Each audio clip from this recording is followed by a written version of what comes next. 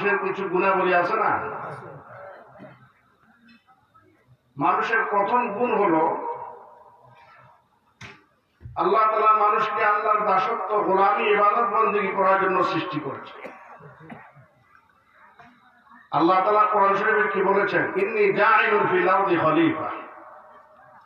আদম আলাইহিস সালামকে সৃষ্টি করার পরে বা সৃষ্টির সূচনাতে আল্লাহ পাক বলেন যে আমি দুনিয়াতে আমার প্রতিনিধি পাঠাবো। আবার কোরআনে কারিমের বিভিন্ন আয়াত আছে, ইয়া ইবাদিয়াল্লাযীনা আসরাফু আলা আনফুসিহিম, ইয়া ইবাদি, ইবাদ মানে বান্দা। এক আয়াতের মধ্যে আছে খলিফা, প্রতিনিধি, আর বহু আয়াতের মধ্যে আছে আল্লাহ পাকের গোলাম, আল্লাহ পাকের বান্দা, আল্লাহ পাকের দাস। তাহলে আমাদের আসল পরিচয় কি, গোলাম না খলিফা? আমরা গোলাম, কিন্তু সাধারণ কোন গোলাম নয়। আমরা এমন এক মালিকের গোলাম যে মালিকের গোলাম হওয়ার যোগ্যতা সবার হয় না। মালিক যত বড়, ওই মালিকের গোলামের মর্যাদাও কি তত বড়। আমরা এমন জাতি, এমন গোলাম, যে গোলাম আব্দিয়ত এবং গোলাম হওয়ার সাথে সাথে পাশাপাশি আল্লাহর জমিনে আল্লাহর প্রতিনিধিত্ব করতে পারে। আমাদের গোলাম হওয়া ঠিক, আমাদের প্রতিনিধি বা খলিফা হওয়া কি ঠিক। আল্লাহ তাআলা আল্লাহর গোলামি কিভাবে করব, আল্লাহর পরিচয় কিভাবে লাভ করব, মানুষের গুণাগুণ কিভাবে অর্জন করব, জাহান্নামের চোরাবালি থেকে কিভাবে বাঁচব, জান্নাতের মহাসড়কের পথ কিভাবে চিনব, এই জন্য আল্লাহ পাক রব্বুল আলামিন অসংখ্য অগণিত নবী রাসূল এই পৃথিবীতে পাঠিয়েছেন, প্রেরণ করেছেন, করছেন না?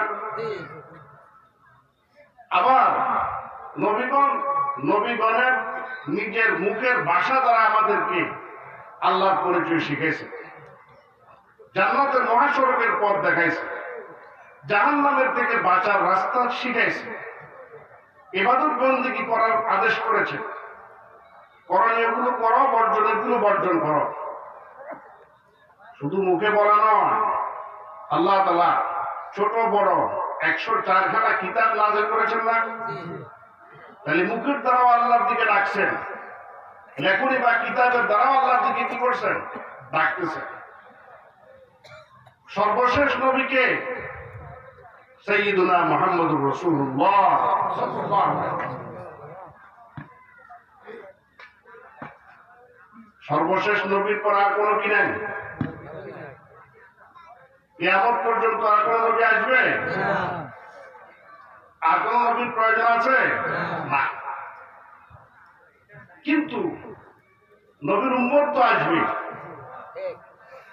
তাহলে কিয়ামত পর্যন্ত আগত বা অনাগত আল্লাহ পাকের নবীর উম্মতদেরকে ঈমানের দিকে ডাকা, সফলতার দিকে ডাকা, কামিয়াবির পথ দেখানো, জাহান্নামের চোরাবালি থেকে মুক্ত করার পথ দেখা, জান্নাতের মহাসড়কের পথ দেখানো, এই দায়িত্ব কাদের?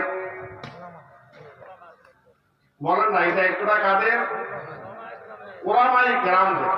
মাশাআল্লাহ, উলামায়ে কেরাম তৈরি হয় স্কুলে, কলেজে, বিশ্ববিদ্যালয়ে। উলামায়ে কেরাম তৈরি হয় কোথায়? মাদ্রাসায়। তাহলে কিয়ামত পর্যন্ত প্রত্যেক পাড়ায়, মহল্লায়, ঘরে, শহরে, নগরে, বন্দরে, দেশে, বিদেশে মাদ্রাসার প্রয়োজন আছে না নাই? মাদ্রাসা যদি না থাকে তাহলে খুব বেশি দিন সময় লাগবে না,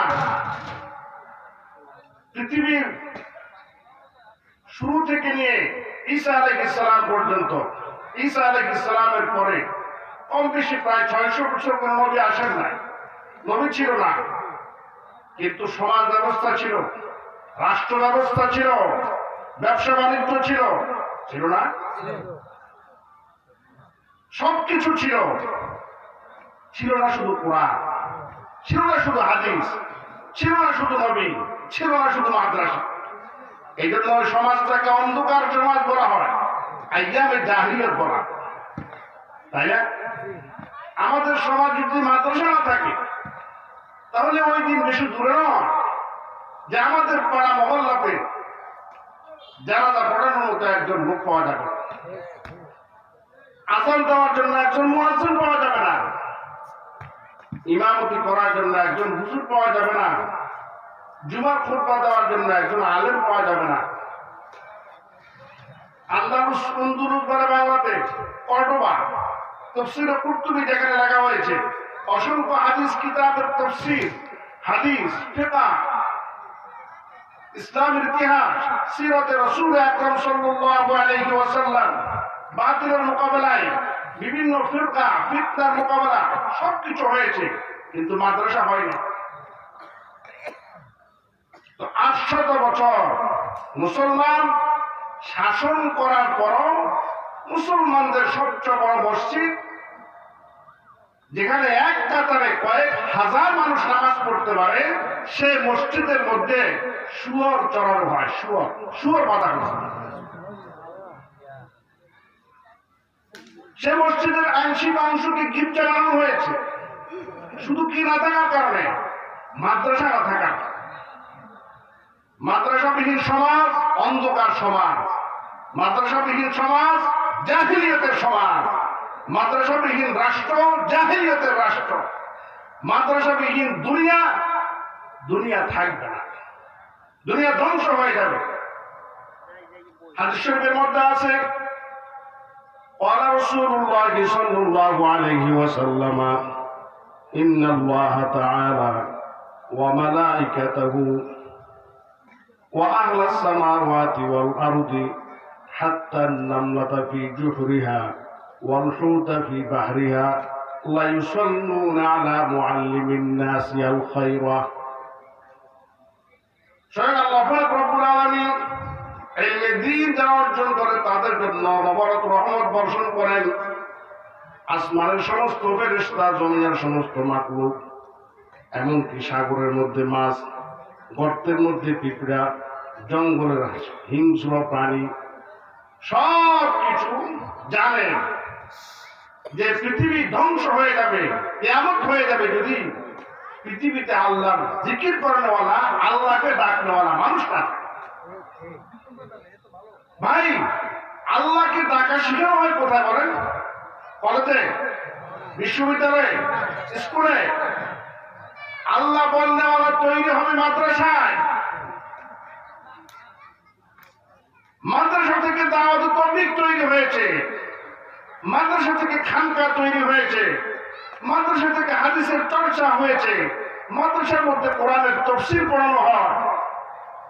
আমরা স্কুল, কলেজ, বিশ্ববিদ্যালয়ে কি খাটো করে দেখবো না? আমাদের জন্য ডাক্তারের দরকার আছে না? ডাক্তার হওয়া ফরজে কিফায়া, কিন্তু দ্বীনি শিক্ষা অর্জন করা ফরজে আইন। ফরজে আইন আর ফরজে কিফায়ার পার্থক্য বুঝুন তো? 5 ওয়াক্ত নামাজ ফরজে আইন, জানাজার নামাজ ফরজে কিফায়া মানে কি? গ্রামের কিছু মানুষ আদায় করলে সবার পক্ষ থেকে কি হয়ে যাবে? আদায় হয়ে যাবে। গ্রামের সকল মানুষ মুফতি সাহেব হওয়া, মুহাদ্দিস সাহেব হওয়া, জগৎ বিখ্যাত বিদ্বান হওয়া, এটা ফরজে আইন নয়। কিন্তু প্রত্যেকটা মানুষের জন্য পাক নাফাকের মাসালা জানা, সহিহ শুদ্ধ নামাজ পড়তে পারার মতো সূরা কেরাত শিখা, এটা ফরজে আইন না? রোজা কখন শুরু হয়, কখন শেষ হয়, কার উপরে যাকাত ফরজ, কার উপরে হজ ফরজ, পর্দা ফরজ, আল্লাহ পাক যা আদেশ করছেন তা জানা, আবার আল্লাহ পাক যা নিষেধ করছেন তা জানা। আল্লাহ তাআলা সুদ হারাম করছেন না হালাল করছেন? সুদ আর সুদে লাভ আছে না? ব্যবসা লাভ হয়, সুদে লাভ হয়, ইন্টারেস্ট। আচ্ছা, সুদ হারাম, ঘুষ হারাম, সুদ হারাম, চুরি হারাম, দুর্নীতি হারাম, জিনা হারাম, ধোঁকা দেওয়া হারাম, মিথ্যা বলা হারাম। এই হারাম কথাগুলা কোন স্কুলের বইতে লেখা আছে, কলেজের বইতে লেখা আছে, বিশ্ববিদ্যালয়ের বইতে লেখা আছে?